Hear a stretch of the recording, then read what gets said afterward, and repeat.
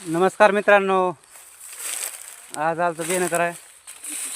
काल नेलं येतं थोडं बेणं. आज आता 4-5 एकर लागण आहे. त्याचं चालू केले 8 वाजता. आता 86चं बेण आहे बघा.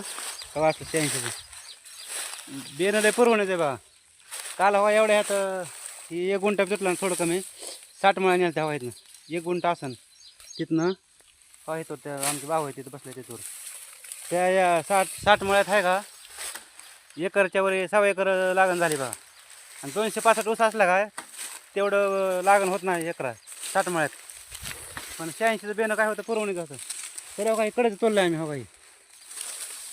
काही इकडेच तोडतोय आम्ही. तिकडे बघा 86 किती ऊस काढते बघा. इकडे सारा पल्ला आहे लागण आहे. हो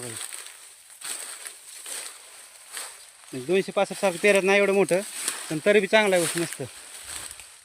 हो पेरत कुठं कुठं चांगला आहे मस्त आहे ऊस.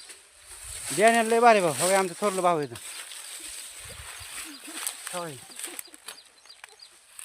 ही थोरलं भाव आहेत आमचं. ही आम्ही आज 4 जण लागण 5 एकर लागण आहे बघा. 5 एकर सरळ. तर आम्ही बेन आता 30 मुळे होत आले. आता चालू केले अर्धा 30 मुळे केलं आम्ही चौघांनी.